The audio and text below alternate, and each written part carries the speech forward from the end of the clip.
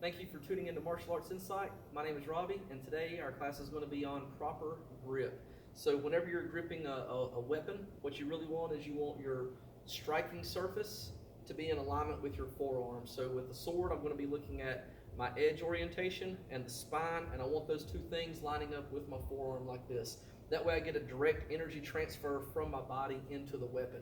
I don't want to turn it around like this so that just my thumb is driving this impact when I cut here. Also, obviously don't want my sword turned over like this, right? Where this doesn't even make any sense, but the energy comes in from the back of my hand where my wrist is very weak. What I want it in alignment with my forearm like this so that I can transfer everything from my cut into my target.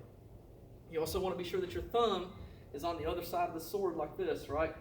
Some folks will set their thumb up here on the back side, but you can clearly see that this causes a big gaping hole right here. If I take an impact like this, it's going to peel that sword right out of my hand, or if I wind up hitting sideways like this, that thumb's just going to slip right on off, and then I'm not going to have control of my weapon anymore. So wrap that thumb all the way around your weapon handle like this, and be sure that orientation is such that it comes up your forearm. Okay. Same thing holds true with a stick.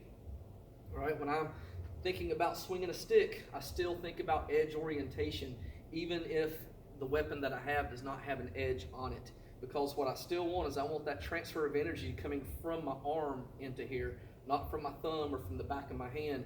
I want to be able to get all my body weight behind my shot when I make that shot, okay? Next thing that we'll look at here is how that will transfer down into a knife.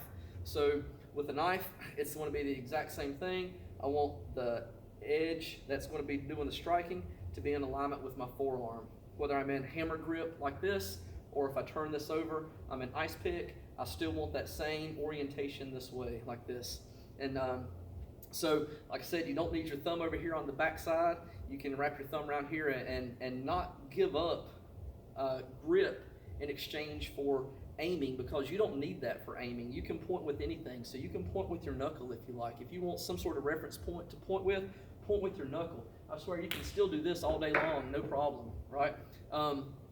Lastly is we'll transfer this down into how it applies to empty hands. So with empty hand, or with knife here, what I want is I want the weapon transfer into my forearm. But when I take the knife out, I don't want my wrist bent like this when I make my punch. This is my striking target, so I'm going to pull that around so that these bones are now in alignment with my hand.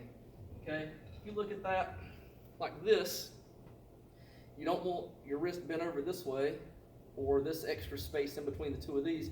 This should be flat so that when contact is made here, my wrist doesn't bend over like this or down like that, right? It transfers straight into the punch as the hand comes forward like that, okay? So remember, edge orientation, and get your thumb over here on the other side for a proper grip, and that will help you deliver more power in through your strikes. Last thing is, please remember to like and subscribe and share the video. I know you guys get tired of hearing that, and I do too on other videos, but now that I'm putting them out myself, it is really a big help, and will help me progress, and you know, I use this also to help support the family too. So any additional help that you could give me by doing one of those three things would be awesome. I greatly appreciate it. All right, take care. Y'all have a good day. See you next time.